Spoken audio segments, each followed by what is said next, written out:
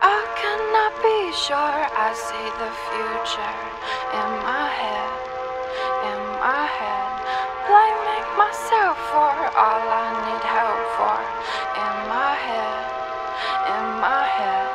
I cannot be sure I see the future in my head,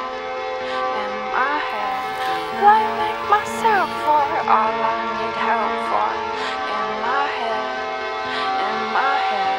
I cannot be sure I see the future in my head,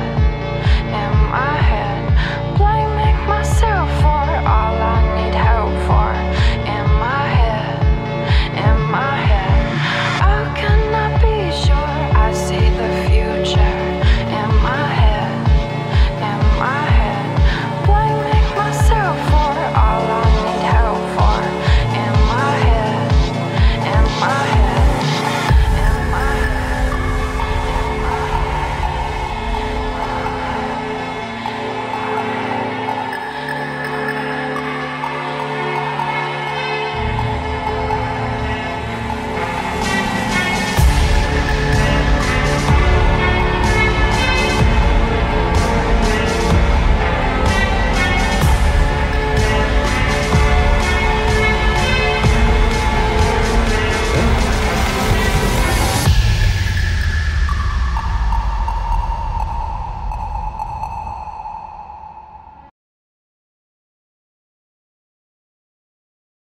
Donc les engagements que l'on prend avec Pur Projet, d'aider les producteurs à développer des parcelles agroforestières ou à régénérer leurs écosystèmes plus globalement, comme leurs forêts communautaires comme ici, c'est vraiment dans la lignée de l'esprit et dans les engagements des opérateurs de la bio et du commerce équitable, de favoriser un commerce plus juste, plus respectueux de l'homme et plus en harmonie, plus en équilibre avec la nature.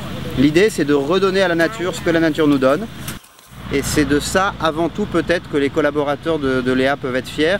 Le fait de participer à un commerce qui a du sens et qui aide des gens à mieux vivre en harmonie, en famille, dans leur terre, et qui évite que ces paysans aient à partir pour aller en ville, par exemple, chercher du travail parce qu'on n'arrive pas à vivre. Quand on sait qu'avec les efforts gouvernementaux, effectivement, on arrive maintenant pour du riz bio à peut-être à 17-18 basses et à 15 pour du non bio. J'ai calculé que ça faisait finalement un revenu de l'ordre de 150 € par mois, quoi, quelque chose comme ça.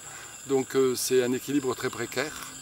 Et donc la diversification des activités peut aider, d'autant plus que quand même la saison du riz est concentrée sur 4 mois, hein, sur 12. Alors évidemment il y a la préparation avant, il y a les labours après, mais enfin ça permet effectivement de créer d'autres activités secondaires.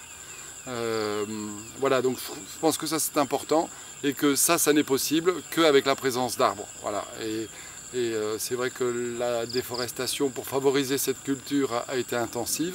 Il y a eu une tentative de reforestation intensive avec l'eucalyptus, maintenant il faut peut-être passer à autre chose et essayer de voir quelles sont, suivant les régions, les variétés, les espèces les plus adaptées pour pouvoir permettre cette polyculture élevage de se réinstaller et aux familles d'assurer leur autosuffisance tout en ayant des perspectives économiques pour pouvoir mener à bien l'éducation de leurs enfants ou l'émancipation sociale des villages. Voilà, donc c'est quelque chose d'important qui va bien au-delà de l'enjeu de l'équilibre climatique ou du bilan carbone des entreprises étrangères ou des ONG qui participent indirectement à ce mouvement-là. C'est effectivement en mettant les pieds sur le terrain et c'est simplement au bout de quelques jours qu'on se rend compte réellement des enjeux pour les populations locales.